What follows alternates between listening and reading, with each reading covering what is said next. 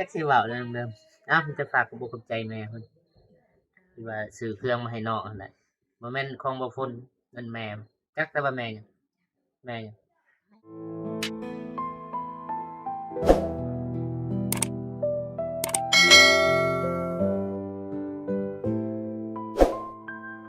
มาตัดภาพมาที่เบาฝนเนาะตอนนี้เบาฝนก็อยู่ที่บ้านน้องเดิมหรือว่าบ้านพี่สาวน้องเดิมอยู่ที่บ้านทุ่งหวายเมืองตะแตงแขวงเสกก่อนเนาะพี่น้องเอ้าคนอื่นหมดกะกราบทักทายสบายดีเด้อสวัสดีพี่น้องเบิดสู่ผู้สู่คนอยู่ในและก็ต่างประเทศก็ยินดีต้อนรับเข้าสู่ช่องเบาฝนลาวใต้คือเก่าคือเดิมพี่น้องมื้อนี้เป็นมื้อพิเศษเนาะเบาฝนก็ได้เดินทางมาหาน้องเดิมถึงที่ถึงเฮือนเนาะพี่น้องเพราะว่าตอนนี้เบาฝนหากันมาแต่ห้องหมอแขวงจำปาสักแล้วก็ได้ซื้อข้าวจี้เล็กๆน้อยๆนี่น้ำใจเล็กๆน้อยๆจากแม่เนาะแม่พิมพ์แล้วก็ซื้อซีนหมูโลนึงแล้วก็ผักกาดเนาะพี่น้องมาฝากน้องเพิ่นตอนนี้ก็มืดค่ำละพอบุคคลกำลังมาฮอดแล้วแวะมาหาน้องเลยตอนนี้เอาไปจะได้กับไปเบิ่งไปชมกันเนาะว่าน้องเพิ่นเห็นยังอยู่ทางเฮือนแล้วก็สิเอาเครื่องจำนวนนี้ไปมอบให้น้อง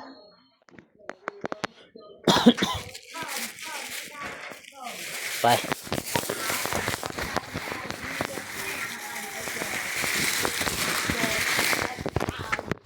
ขึ้นไปหาน้องเพิ่นสบายดีแม่ไปดิเห็นยังมาแต่ชวนกาแฟไปกับไผเก็บกาแฟกับพวกลูกและกับปะน้องเดิมไปนำอยู่บ่ไปนำคือกันกับลูกไผ่เอาเครื่องมาฝากไปใช่ล่ะพูดน้องสบายดีน้องเดิมสบายดีเด้อสบายดีสบายดีเฮ็ดหยังต้มน้ำโอ้น้ำฮ้อนหนาวซะบ่หนาวบ่คนบ่หนาวสำหรับน้องเดิมหนาวตลาดบ่หนาวนะ20ปลายองศานี่21 22เดิมอาบน้ำฮอดตลอดแม่นบ่ก็ดีคือกันอาบน้ำฮ้อนน้ำห้าวดีหลายอย่างมันเฮาบ่หนาวเด้กินข้าวแล้วบ่กินข้าวแล้วได้ยังกินมื้อนี้กินผักมักกินผักเนาะน้องเดิมเฉพาะแม่พิมพ์ว่าซื้อผักกาดมาฝากน้องที่แท้มากินผักกาดมือกันลายแล้วพญานาคขึ้นบกคือกันพญานาคขึ้นบกคือกันพอทะเลเริ่มบกเลยเด้มันแดดไปใช้มื้อนี้เนาะไปเก็บกาแฟอยู่ไสอยู่ไก่เก็บกับน้าโอ้อยู่บ้านนี่โดยไปคู่มือน้องเดิมบ่พักเพิ่นว่า FC คนดุเพิ่นว่าน้องเดิมคนดุคนขยัน ได้ลายบ่มื้อนี้บ่ลายจักสอบได้บ่100สอบหาสอบลายเติบแล้วหาสอบหาสอบก็5ล้านกาแฟพี่อ้ายวะโดยกาแฟกลางกาแฟกลางเนาะเทื่อกาแฟกลางลายแพงกว่าอันนี้บ่จักกาแฟกะติมอเนาะน่าจะแพงคือกันเนาะสบายดี FC ทุกท่านสบายดีชมหมูไทยเพิ่งลาวตั้งประเทศเด้อสบายดีเบิดสุขคนสบายดีพ่อใหญ่ใจทุกท่านเด้อบ่ได้มาถ่ายโดนแล้วน้องเดิมนัดพุ่นแหละอยู่ไสเด้โอ้ใหม่ๆนี่เนาะอยู่เฮือนน้องหานลืมไปบ่ฝุ่นก็อยากมาอยู่อยากมาถ่ายน้องเดิมเว้าจากใจแต่ว่าเอาไปเป็นทีมนะเอาสีแยกไปผู้เดียวกันบ่ได้เพราะว่าคนอื่นเขาขาเด้ช่วงนั้นจะค่าเฮ็ดเวียกน้องหานเฮ็ดเวียกเพื่อนน้องหาน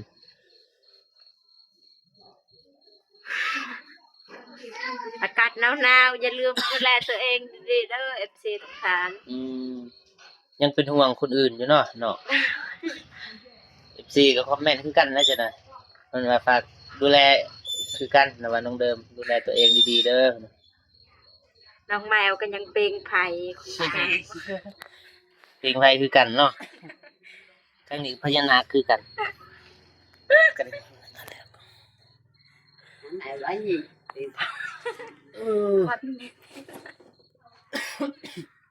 กำลังมามื้อนี้กำลังมาฮอดเซมาฮอดพอดีตอนอยู่เซแม่เพิ่นทักมาหาแม่พิมพ์เพิ่นให้ซื้อซีดหมูแล้วก็ผักกาด แล้วก็ข้าวจี้เพิ่นโอนให้300 บาทบ่แม่น อ่านเอียด 500 บาทนี่แหละ อ้าว ได้แล้วนั่งแล้วจ้ะบ่เป็นหยัง นั่ง นั่งแล้วเอาขอบใจสินั่งสิ เด้อ เกรงใจจังได๋ว่ามานี่สิจับ เพิ่นว่าน้องเดิมมากินผักกาดเพิ่นเป็นห่วงอีหลีเป็นห่วงน้องเดิมนั่นแหละไม่พิมพ์ก็ได้อิจฉาเนาะน้องเดิมมีคนเป็นห่วง อยากกินแนวบ่ดีก็เลยซื้อมาให้บิดคิดว่าอยู่บ้านแหละ คิดว่าอยู่อลิงพุ่นที่แท้อยู่อันนี้เนาะเซต5พี่อายจะได้บางอย่างทั้งนั้นก็กรุกกรุกกรุกกรุกเบิดเลยทิม บ่แม่นสิ เฮ้ย โดย นายใหญ่กินน้ำมันนั้น บักคามอืม น้องเดิมคือสิบ่เคยพักดอกเฮ็ดเวียกแต่ละมื้อ เคย อันนี้ของกล่อง ตอน ผัก วัน เสิร์ฟ เข้าแล้วสิบ่พักมื้อ ป้า อื่น เขา ฮ ได้ อด กล่อง โอ้มันเป็นเดือนพักเทื่อหนึงมันก็แม่นแล้วบ่ฝนหันเดือนหนึงเฮ็ดเวียกเทื่อหนึง มื้อหนึ่งกายนัดพัก เลยมันมีติดกระดูก ในเดือนหนึงเฮ็ดเวียกมื้อหนึง29มื้ออันพักบ่พ้นน้องเดิมหันเดือนหนึงเฮ็ดเวียก29มื้อแล้วก็พักมื้อเดียว เปิดมาบ้านไม่ได้พักไล่มื้อบ่ได้เฮ็ดหยัง มื้อใดอีกสิมื้อบ้านมัน ยังบ่ทันได้โฮดยังบ่ทันได้แล้วเสียยากาแฟ ใกล้แล้วบ่ ยัง ยังหลาย ทิศหนึงเฮาเสียแล้ว จักคนเสียอาทิตย์หนึงจังได๋ เรื่องน้ำกับปลา คือบ่เอิ้น FC มาเสียอยู่นะ เอิ้นมาหา ว่าเด้อมาสิอีมาเด้อ FC มาเสียหญ้าใส่น้องเดิมเด้อให้มันแล้วไว้ มาเด้อ FC น้องเดิมเพิ่นเอิ้นไปเสียหญ้าซอยเพิ่นเป็นเดือนเพิ่นคันบ่ซอยน้องก็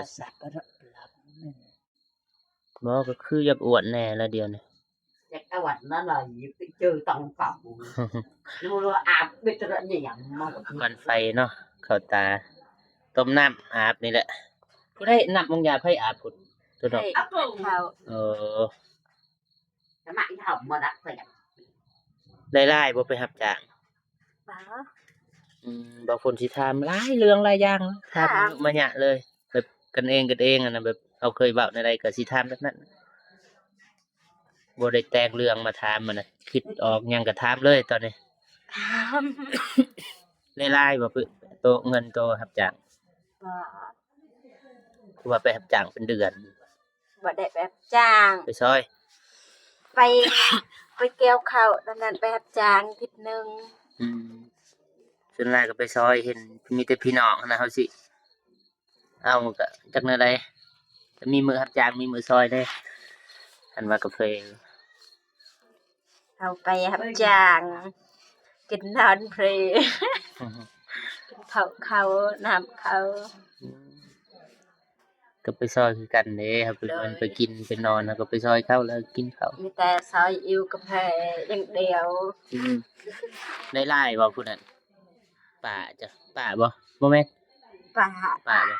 นี่นะ บ่แม่นละป่า ได้นะ ได้หลายบ่ปีนี้เหรอ บ่ฮู้คือกัน บ่ฮู้เนาะเขามีหน้าที่เก็บเพิ่นบ่ขายพุ่นแหละเฮาบ่ฮู้นำเขาอืม เขามีแต่หนาทีรับจ้าง คนงานเนาะเฮา โดย บ่ได้เป็นหัวหน้าบ่อีกบ่ดนจังได๋กาแฟน้องเดิมขึ้น เคินเรื่องเลยอ่ะ ซ้ำสิเจ๊เห็นน่ะหรอกคันถาม 37ได้แล้วเนาะ10 สอบ37หรือว่าได้หลายกว่านั้นบ่100 สอบ ที่แรกมันใส่ก่อน เฮาก็บ่หลาย สีเหลืองๆแล้วก็แผล กาแฟกลางหมอกะติหมอก ะทิมา บ่ได้ใช้ปุ๋ยบ่เอาคือบ่ใช้ ป้าบอกว่าบ่ให้ใส่เอาธรรมชาติ ธรรมศาสตร์แม่นอยู่ครับชามเฮาสิได้มันล้นนะ เลย แล้วก็มันมีวิธีนะก็ เสียหยาทุกเดือนบัดไปเบิ่งโอ้ซำนี้หยา หญ้าสูงกว่ากาแฟอีกเนาะ โดยหยางามไปเลยเบิ่งกาแฟเหลือง ไม่เหงาจะ nhà บ่ xây phôi xong rồi ngàn quả ที่เอาไว้แต่บ่ phải mình xây phôi ใหม่จังเลย สิมันจังเปลี่ยนบรรยากาศมานั่งน้ำหนอกก่อน แมวสีขาวกับเพลงไทยคือกัน สวัสดีเด้อสวัสดีมานั่งน้ำหนอกก่อน dòng อย่าลงเริ่มเงาถือจีเด้กล่องจีผู้เดียว อืม ก็เลยมานั่งเป็นหมู่ จะได้ยินข่าวว่าต้องเริ่มถอว่าสิเซาเฮ็ดช่อง YouTube บ่ว่าเฮ็ดบ่เห็นน้องลง YouTube ปานใดหั้นน่ะถอบ่อันใดคือว่าอันนี้คือว่า เอาแบบตะกุยกัน เออเห็นลงบ่เห็นลง YouTube ตอนเกิดน้องเด้อคือบ่ลง YouTube หรือว่าสิเซาเฮ็ดบ่ได้แล้วบ่เงินอยู่ถอ YouTube เดือนนี้ แม่นเดือนก่อนหรือเดือนนี้ เดือนการก็ได้ตอนนำไอซิคอนมาให้ โอ้เดือนนี้เลย เดือนนี้ยัง ยังโอ้นำบ่เจ็บบ่น่ะเพิ่นจะยังคาเวียกอยู่ก็เลยบ่ได้มาบ่เจ็บยังคาเวียกอยู่มื้อนี้ก็ เป็นไอ เริ่มไออีกแล้วจังหน่อยเพิ่นก็มาอยู่มื้อนั้นเพิ่นว่าสิมาอยู่ยังนี่แหละเฮ็ดเคลียร์ดินให้น้องทุกคนสิซื้อดินให้เพิ่นทุกคนผู้ที่น้องทุกคนพี่น้องกันพี่น้องก็มีแต่คนรวย คนทุกข์คนยากเนาะว่าแต่น้องน้ำฝนน้องเดิมน้องสลีน้องฮานพี่น้องกันเบิดอันเชื้อสายตระกูลเดียวนะครับบ่ฝนมีแต่คนบ่มีเนาะคนอื่นก็เป็นแบบพี่น้องเขาคือมีพี่น้องเขามีแต่คนแบบมีใจตน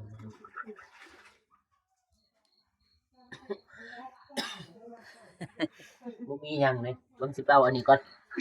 เดือน หรือว่าจะสิปีกินงานเลย ไกด์ว่าให้ตะปุ่นอ่ะ rồi các bác đi dòng gia đình mà sao bây giờ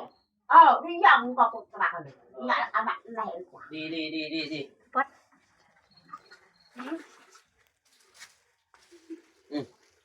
บ่เป็นหยังแล้วเนาะจนได้ล่ะ โดยปะ FC ว่าไว้เบิ่งเอาอันนี้ก่อน กระถาดไปเดิม nhà này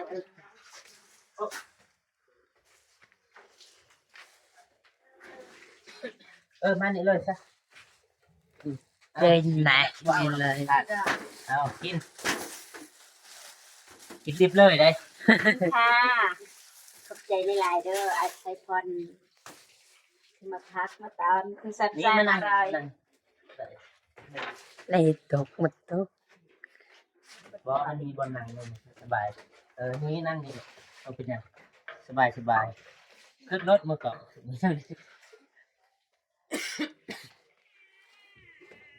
อันไหนตะปุ่น เบิ่งแมวมา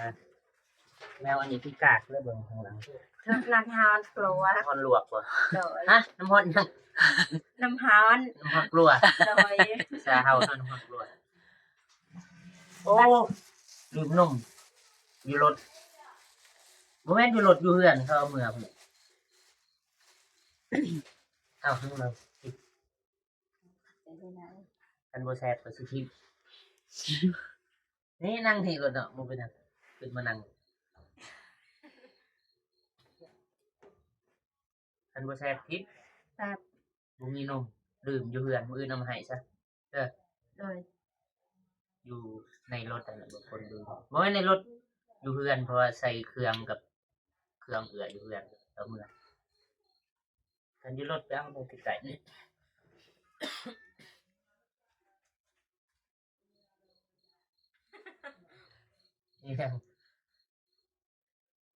เห็นบ่อันนี้อยากไปบ่ที่วันไหนตัวบ่เจ็บไปลิ้นน้องบองได้เบิ่งบ่คลิป เบิ่ง เบิ่งดิเซมื้อนั้นก็บ่ฮู้ดอกบ่เจ็บก็บ่ฮู้บ่คนก็บ่ฮู้ว่าสิไปบ่ตูนโทรหาไปซื้อตู้ซักผ้าเพิ่นว่า น้องเบิ่งอยู่ใน YouTube ก็ดีใจที่เห็นพวกอายได้ไปเที่ยวเขาก็เบิ่งอยู่ใน YouTube ก็ดีอกดีใจนะ 14คอมเมนต์หลายบ่ชวนน้องเด้ ส อ ตาร์ทปังต่อย เปิดเสียงก็ได้เงินนิดพิเศษกู ปังมา เจ๊จะหน่อยให้14คอมเมนต์หลายเนาะบ่แต่สองบ่พลบ่เจ็บบ่ตูนเพิ่นว่าบ่ชวนน้องเดิมเพิ่นว่าเราก็ได้เว้าไปแล้วเหตุผลเป็นหยังต้องบ่ชวน คือบ่พลก็ได้อัดคลิปบ่เจ็บก็ตอบคอมเมนต์อยู่บ่ตูนก็คือสิตอบเห็นแหละเฮาบ่ได้ตั้งใจอะนะว่าสิไปมีว่าไปซื้อเครื่องให้น้องบองตามบ่พลก็บ่เจ็บนะกูมิดว่า บ่ตูนว่าสิไปซื้อเครื่องน้องบองน่ะเอาไปเอามาแหละพุ่นสัตว์พุ่นแต่เฮายังบ่ได้เกี่ยมบ่ได้ถือส่งเสืออิหยังไปนอนเลยฮะไปนอนนี่เซเลยมันมืดแล้วได้ซ้ำนี่เจ็บหัวแน่มื้อนั้นจ้ะซีนแซดมาบอกให้พาน้องเดิมไปนำมื้อนั้นน้องเดิมคือสิบ่อยู่เฮือนหรอกเนาะว่า บ่ ไปเวียกคู่มืออยู่เฮือนอยู่บ้านกับอยู่สวนอยู่ให้อยู่นาหั่นหลายกูอยู่เฮือนอีกก็ซ้ำไอ้เตียงหั่นอยู่รถหลายกูอยู่เฮือนอีกไอ้เตียงรถอันเปรียบ เปรียบเสมือนเฮือนพุ่นละอ้ายนี่แหละซีข้าวจี้ผักกาดบ่ฮู้สิซื้อหยังหักแม่เพิ่นว่าซื้อแม่ซ้ำนี่นะก็เลยซื้อมันเพิ่นโอนเงินให้500 บาท500 บาทก็ประมาณ 300,000ปลายแล้วหมูตัด 3%นี่ก็ยังเหลืออยู่ 300,000 สหพันธ์บ่คนกินข้าวแน่อยู่เงิน เงินจำนวนนะก็ซื้อน้องเดิมนำ300 บาท 300,000ปลายซื้ออันนี้ก็ 200,000ซีนโลหนึงฮอดบ่300,000 200,000น่าจะฮอดกับนมอิหยังแต่ว่าลืมเอามาบ่คนไปกินข้าวอีกหั่นเงินน้องเดิมมาแล้วเงินแม่เพิ่นแต่ว่าเพิ่นแม่เพิ่นว่า ให้บ่คนนั่นแหละกินข้าวอยู่แบบนี้ก็บ่หลายดอกกินข้าวซ้ำผู้เดียวกิน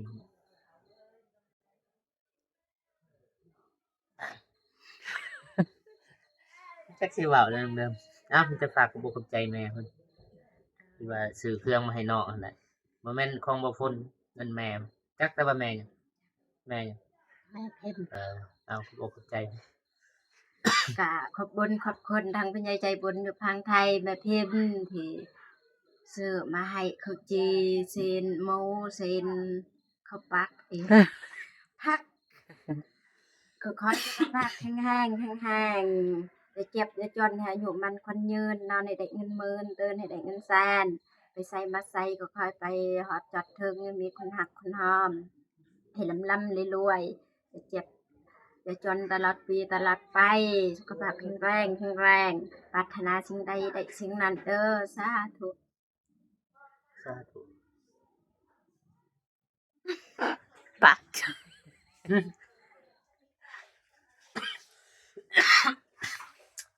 แล้วจักนั่นไหนขับรถเบิดมือไอแบบเขาเปิดแอร์นะเปิดแอร์แล้วก็ เนี่ยบ่สะดวกปานใดย่านไอใส่น้องเดิมอีกจังได๋ ไอ้ก็ได้ ไอใส่น้องคันไอใส่น้องเดิมนี่บ่เจ็บหายนะ I love you เพิ่นชวนบ่เจ็บ บ่หยอกเนาะบ่หยอกเนาะกินฮอดอยู่บ่ทีมงานเฮา คิดฮอดทุกคน บ่พ้นก็บ่ทันได้คือกัน YouTube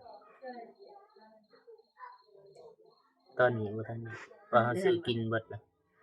ว่าละ กำลังได้ 3,000 บาทบ่แม่น 2,300 บาท เดี๋ยวก่อน 2,300 บาท เฮ็ดไปนั่นแหละเฮาก็ปกติของเฮาอะนะคือบางคนเมื่อใดเอาค่าเวียกก็เฮ็ดคือน้องเดิม แบบคือน้องเดิมแบบเฮาเป็นคนเฮ็ดเวียกเลยแบบอันอยากเองอันเนี้ยถ่ายคลิปก็แบบมีแต่พันป้ายของเบิ่งเฮาก็อย่างเฮาเติมเน็ต แม่นมันเข้าใจเฮาถ่ายคลิปคือกันเฮาเข้าใจเฉพาะเน็ตจะลงคลิปหนึงต่อบัตรหนึงแล้วนะคลิปหนึงตามมันสิเต็มเนาะเข้าใจอยู่จังมันเฮาได้น้อยเดียวนั่นแหละไอ้กันอี Akava chứ อ่า Lan này thơ cột để mà lòng nói ฮะคืออะไร Dạ thơ cột để เธอกูดี ยาดีไอบ่รู้ว่า Cứ ra đi ai ra tan sơ